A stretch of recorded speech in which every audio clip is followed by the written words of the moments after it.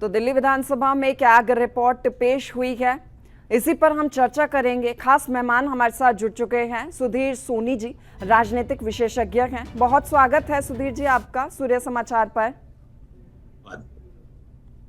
अच्छा सुधीर जी, क्योंकि देखिए आज दूसरी कैग रिपोर्ट पेश हुई है, इससे पहले बीजेपी ने विधानसभा में कैग रिपोर्ट एक्साइज को लेकर पेश की थी और आज भी सीएम रेखा गुप्ता ने स्वास्थ्य विभाग को लेकर कैग रिपोर्ट पेश की है और चौंका देने वाली इसमें बातें सामने आई है। देखिए जो चीजें, जो मुद्दे रखकर पार्टी सरकार बनाती है, अब उसी में ही गड़बड़ी पाई जाती है। आपकी प्रतिक्रिया जानना चाहूंगी मैं इस पर। देखिए श्वेता जी,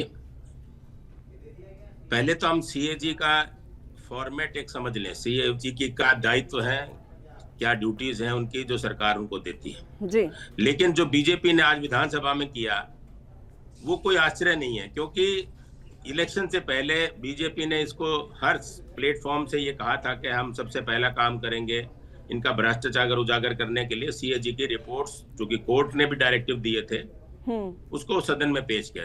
बिल्कुल उसी क्रम में आज उन्होंने हेल्थ पॉलिसी को लेकर और लिक्वर पॉलिसी को लेकर जो सीएजी की रिपोर्ट है उसको सदन में पेश किया। तो इस पे सबसे पहले मैं ये कहना चाहता हूं मैम कि सीएजी का क्या काम है। सीएजी दो तरह की इरेगुलरिटीज को चेक करता है जो उनके पास मैंडेट है जी। एक है फाइनेंशियल इरेगुलरिटीज, दूसरा है प्रोसीजरल रेगुलरिटीज।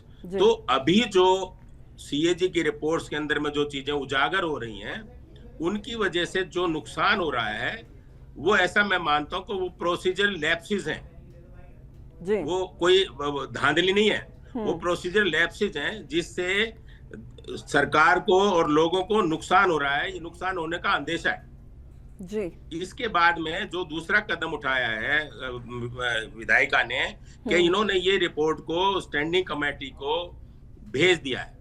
अब ये उनका काम है ये जांच करने का कि इसकी वजह से क्या वाकई इतने करोड़ रुपए का नुकसान हो चुका है, या अगर ऐसा नहीं करते तो होता। तो अभी ये प्रोसीजरल मिस्टेक सीएजी की रिपोर्ट में निकल कर आई है।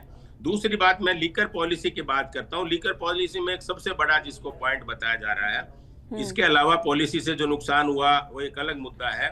सबसे बड़ा मुद्दा ये है कि जिस तरह की शराब दिल्ली में बेची गई जी, जिस तरह का जो सत्र था उसमें जो लीकर के जो टेस्ट मैंडेटेड है सरकार में कि वो पानी कौन सा यूज कर रहे हैं, उसमें अल्कोहल कितने % है, बहुत सारे पैरामीटर्स है, वो किसी भी लीकर सप्लायर के किसी भी लीकर को बेचने से पहले टेस्ट नहीं किया गया। तो ये तो ऐसा अपराध है जो आर्थिक अपराध से भी ज्यादा अपराध है। ये तो जनता के जीवन से खिलवाड़ है।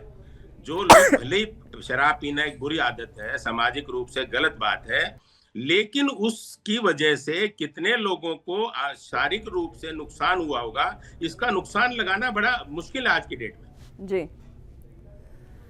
अच्छा सुधीर जी, क्योंकि देखिए आज हम सुन रहे थे दिल्ली विधानसभा में, क्योंकि हरीश खुराना जी ने एक एक बात को रखा जो रिपोर्ट में पेश की गई है, और सबसे बड़ी बात यह कि नुकसान तो हुआ ही है। जो दवाइयां हैं उनमें भी गड़बड़ी पाई गई है, जो दवाइयां परोसी जा रही है आम जन को, उनके स्वास्थ्य से खिलवाड़ हो रहा है, घटिया सामग्री की नकली दवाइयां परोसी जा रही है। श्वेता जी, ये जांच का विषय है। हम ऐसा मानते रहे हैं, विभिन्न प्लेटफॉर्म पे हम इशू को उठाते रहे हैं कि अगर आप देखिए हॉस्पिटल के अंदर में एक एक बेड पर 2-2, 3-3 मरीज सो रहे हैं। 400-600 हॉस्पिटल ऐसे हैं जिनका जो टाइम, जो शेड्यूल टाइम था कंप्लीशन का, स्टिपुलेटेड टाइम था जो उसका काम खत्म होने का, वो सबका समय निकल चुका है, 6-6 साल हो चुके हैं।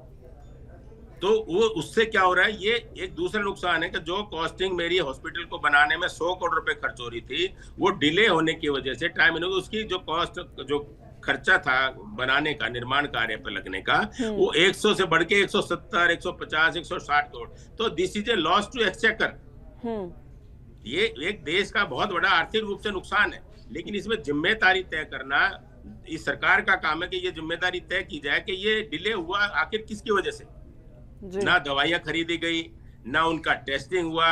दूसरी बात एक और बताना चाहता हूँ श्वेता जी, जो बार बार उठता रहा है, मैं ऐसा मानता हूँ कि अगर आप टेस्टिंग की भी जांच की जाएंगी, जितने टेस्ट कोरोना के समय में हुए जो सरकार ने किए, जी। उसमें से आपको पता लगेगा कि उसमें से मोर देन 60-70% बोगस टेस्ट निकलेंगे जिनके पेमेंट की गई है। तो इस तरह के फ्रॉड तो अभी ये जब पीएससी कमेटी को जाएंगी ये रिपोर्ट, जब ये जांच होगी, तो जितनी रिपोर्ट अभी ये बताई जा रही है इससे भी कहीं ज्यादा बिल्कुल नुकसान खुलेगा। बिल्कुल ठीक बात कह रहे हैं आप सुधीर जी, क्योंकि देखिए जो कैग रिपोर्ट सामने आ रही है, चाहे एक्साइज से जुड़ी हुई हो, चाहे स्वास्थ्य विभाग से, आम जन से जुड़ी हुई, ये वो बातें हैं जिसको जब नेताओं को चुनाव लड़ना होता है वो उसको सामने रख देते हैं। दिल्ली में आप देखिए बिजली मुफ्त करने का वादा, शिक्षा का, स्वास्थ्य का, ये तमाम वादे किए गए थे, लेकिन आमजन से जुड़े उन वादों को आगे रखकर आप चुनाव जीत जाते हैं। लेकिन अब जो खुलासे हो रखे हैं वो वाकई में चौंका देने वाले हैं कि आप किस तरीके से खिलवाड़ कर रखे हैं आमजन के साथ।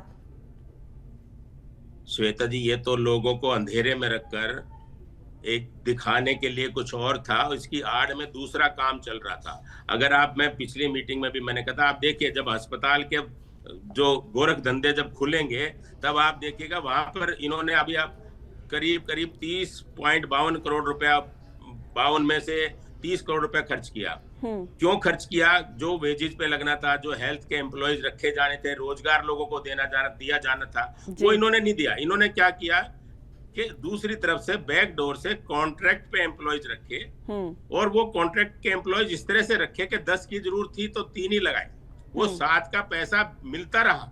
ठेकेदारी प्रथा हॉस्पिटलों में चालू रही। तो ये आने वाले समय में आप देखिएगा बहुत बड़ा एक खुलेगा एक इस तरह का धंधा, गोरख धंधा इस पार्टी का। अच्छा, विधानसभा में हरीश खुराना को जब हम सुन रहे थे तो उन्होंने एक और बात कही। देखिए 11 साल में केवल 3 ही हॉस्पिटल्स का निर्माण किया गया और लगातार जनता के बीच में दावे किए गए थे बड़े बड़े कि हमने इतनी सुविधाएं शुरू कर दी है, इतने हॉस्पिटल्स बना दिए गए। लेकिन असल में अब जो रिपोर्ट आई है वो तो वाकई में हैरान कर देती है कि दिल्ली में सिर्फ 3 ही हॉस्पिटल बनाए गए हैं, देश की राजधानी दिल्ली। श्वेता जी, हॉस्पिटल के नाम पे बजट नहीं दिया गया। 5-6 हॉस्पिटल ऐसे थे जो टाइम ओवर रन चल रहे थे, उनको बंद कर दिया गया। हॉस्पिटलों में काम नहीं हुआ, जहां काम हुआ वो डिले हुआ। 10 करोड़ की रिक्वायरमेंट थी तो 2 करोड़ रुपया दिया गया।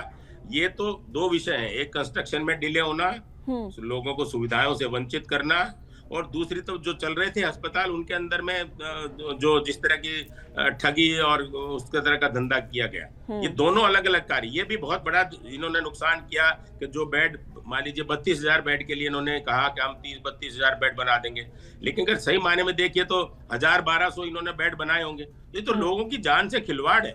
बिजली मुफ्त की, बिजली मुफ्त की पानी, और पानी भी देखिए, पानी भी मिला कहाँ। किसी भी बस्ती में अगर आप चली जाइए, काला पानी, पीने लायक पानी नहीं था।